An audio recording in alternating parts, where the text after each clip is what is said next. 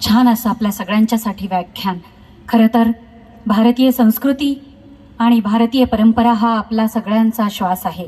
भारतीय संस्कृती आणि परंपरा हा आपल्या सगळ्यांचा श्वास आहे आणि म्हणूनच भारतीय संस्कृती संगम या संस्थेने घेतला त्याच्या प्रचार आणि प्रसाराचा ध्यास आहे आणि त्याचसाठी धरली ही या विचारांची हाती कास आहे.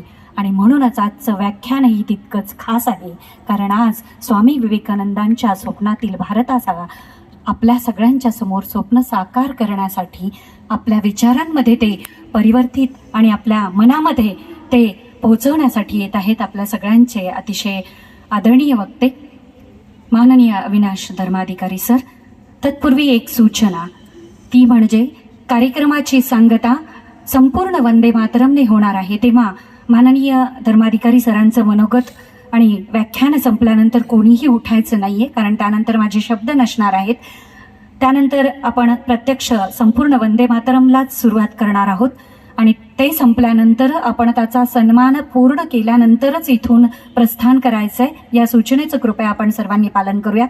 आणि पुनश्च एकदा आपल्या संस्थेला ऐच्छिक देणगी द्यायची असेल तर कृपया आपल्या तिकडच्या स्टॉलला जाऊन आपण आपला ऐच्छिक हातभार तिकडे लावायचा. आपल्या सगळ्या भगवा ध्वजसुद्धा तिकडे आहे, तो पण घ्यायचा आहे. आणि तुमच्या आणि माझ्यामध्ये तुम्ही ज्या क्षणाची वाट पाहत आहात तो तुमचं अंतर मी दूर करते सरांच्यामध्ये आणि तुमच्यामध्ये असलेलं.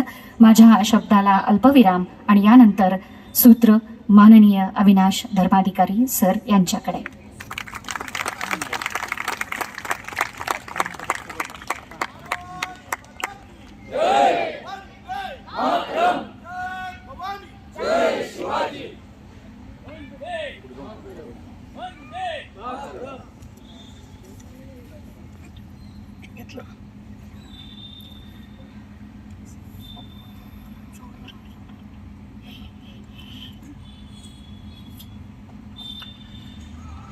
आदरणीय उमराणीकर सर, आदरणीय गोविंदराव बेडेकर आणि भारतीय संस्कृती संगमचे सर्व पदाधिकारी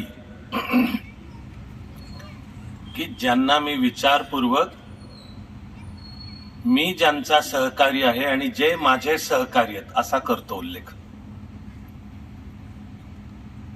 आणि आपण सर्व माता पिता बंधू भगिनी मित्रमैत्रिणी,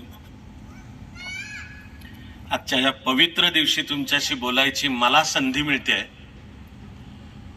माझं पहिलं शाश्वत वंदन विश्ववंद्य जिजाऊ आणि विश्वगुरु विवेकानंद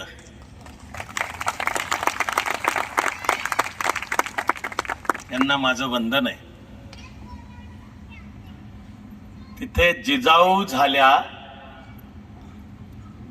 आणि त्यांनी वेद उपनिषद आणि रामायण महाभारतांच्या संस्कारांमधले शिवाजी महाराज घडवले, म्हणून आज आपण इथं बसलो होत. आपण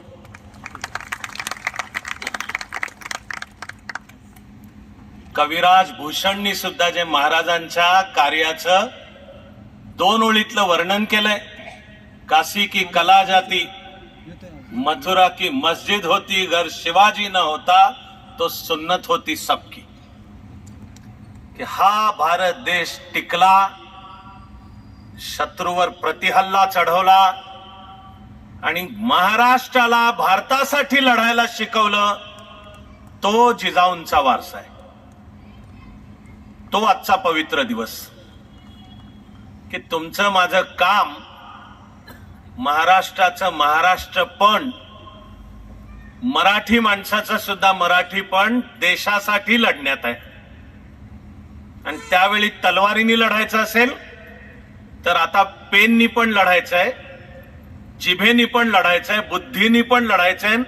जीवनाच्या सर्व क्षेत्रांच्या मध्ये भारत मातेची सेवा हे स्वप्न,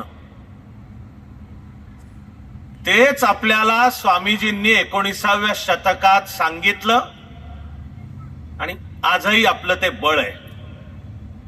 विश्वगुरु विवेकानंद, विवेकानंदांच्या स्वप्नामधला भारतही एका शब्दात सांगता येईल,